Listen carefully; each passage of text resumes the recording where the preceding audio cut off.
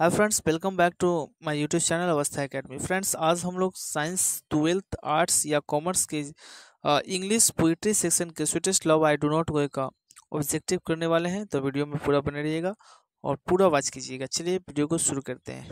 Question first कह रहा है कि John Donne present himself in sweetest love I do not go इन।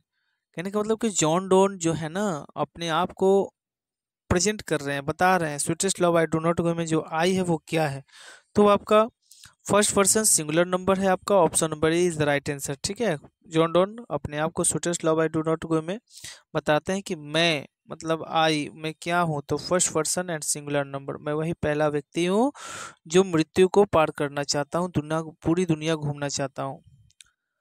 अगला है कि sweetest love I do not go is. Sweetest love I do not go क्या है? एक डेडेटिक पॉइंट है, ऑन इलेजिकल पॉइंट है, ए लव पोएम है, और इनमें से नॉन ऑफ दीज। तो ये आपका एक लव पोएम है। Option number C is the right answer. Next,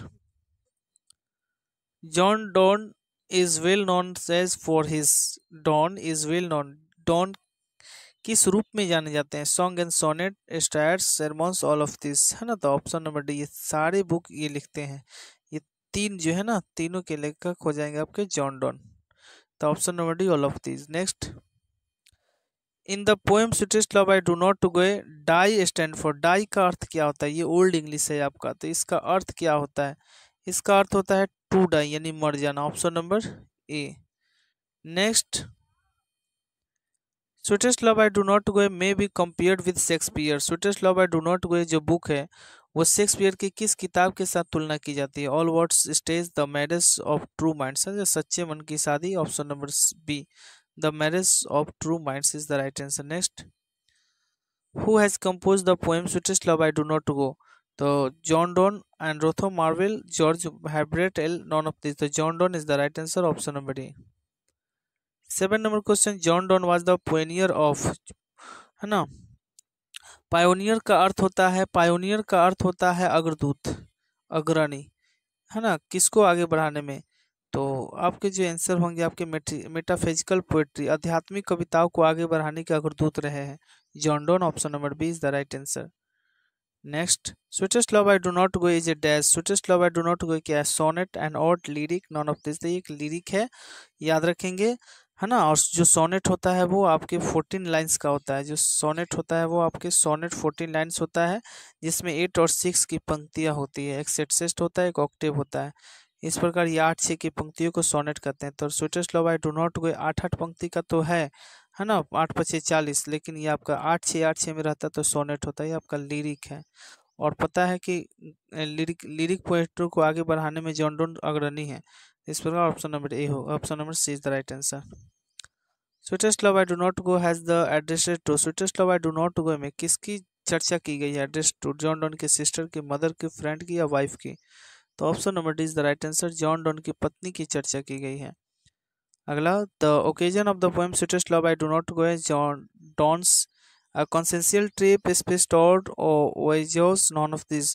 तो द ओकेजन ऑफ पोएम, यानी कहने का मतलब कि जो sweetest love I do not को एक कविता है, गोमिक कविता है, उसमें आपकी किसकी समारोह यानी किसके बारे में चर्चा की गई? तो कॉन्सेंशियल ट्रिप, महाद्वीपीय महाद्वीपीय यात्रा की चर्चा की गई है।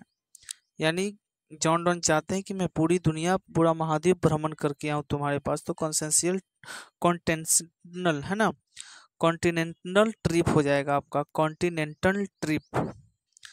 याद रखेंगे इसको, क्या पढ़ेंगे? कॉन्टिनेंटल ट्रिप पढ़ेंगे। अगला, John Donne has written the poem. John Donne कौन से बुक लिखे हैं? तो sweetest love I do not go. अगला है आपका कि the poet in sweetest love I do not go is dash is beloved. कह रहा है कि the poet sweetest love I do not go में हिज, वे अपनी प्रेमिका से क्या है? तो सैड फॉर, बहुत दुखी है ना। तो option number C is the right answer, sad for his beloved. आगे, John Donne is going to living his wife behind. John Donne अपनी पत्नी को पीछे छोड़कर कहाँ चलने जाने की बात कहते हैं? France, Germany, Italy, England. तो Germany is the right answer. Option number B. John Donne thinks that is certain. John Donne सोचते हैं कि आखिरकार कौन निश्चित है? Death, work, life, none of this. तो डेथ, ऑप्शन नंबर ए। आखिर मृत्यु निश्चित है तो हमको क्यों ना अभी मैं तुमको छोड़कर पूरी दुनिया भ्रमण करके आऊं। आगे, John Donne wants to go away because he is not tired on his John Donne जो जाते हैं ना, जॉन डोन कहते हैं कि मैं तुमको इसलिए छोड़कर नहीं जाता हूँ क्योंकि टायर्ड ऑन हिज, मैं तुमसे थक चुका हूँ। किससे? है ना, प्रेमिका से। Option number C is the right answer, beloved. John Donne wants to go away, मैं तुमसे, जॉन डॉन इसलिए छोड़कर नहीं जा रहे हैं अपनी अपनी प्रेमिका को, है ना, क्योंकि वे थक चुके हैं, तो बिलीव्ड हो जाएगा। यहाँ वाइफ रहता है तो वाइफ भी आंसर होता। The point John Donne is better then, John Donne जो कहते हैं ना कि जॉन डॉन की तुलना किससे करते हैं? Moon, sun, earth, sky. The point John Donne is better than sun, John Donne कहते हैं कि मैं सूर्य की किरणों से, सूर्य से भी ज्यादा गति करके, तेज गति से यात्रा करके लौटूंगा, तो सन होगा।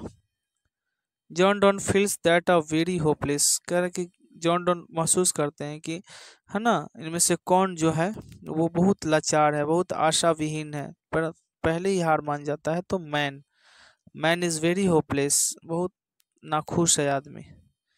आगे, has then describe the metaphysical point, कह रहे कि इनमें से कौन ऐसे कवि हैं, है ना, जो मेटाफिजिकल पॉइंट, एक आध्यात्मिक कवि के रूप में प्रसिद्ध है? तो जॉन डॉन, ऑप्शन नंबर सी।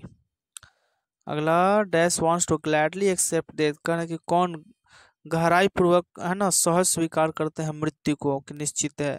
तो John Donne, option number C is the right answer. Next, John Donne has seen the sun setting the night, John Donne सूर्य को, है ना, बोलते हैं कि देखो सूर्य को जो छुपा है वो फिर आएगा, तो टुडे, यस्टरडे, टुमारो नाइट, तो यस्टरडे नाइट यहाँ हो जाएगा, कल रात, ऑप्शन नंबर बी। है ना, कहने का मतलब कि कल रात जो, यस्टरडे, यस्टरडे नाइट, कल रात के जो सूर्य छिपा हुआ है, आज देखो फिर दिखाई दे रहा है। चलिए आगे। तो इस प्रकार फ्रेंड्स 20 ऑब्जेक्टिव क्वेश्चन जो इस चैप्टर से आपके पूछे जाएंगे, है ना, 20 ऑब्जेक्टिव क्वेश्चन जो इस चैप्टर से पूछे जाएंगे वो मैंने कवर करा दिया। मिलते हैं नेक्स्ट वीडियो में, तब तक के लिए चैनल पर बने रहिएगा। Thank you.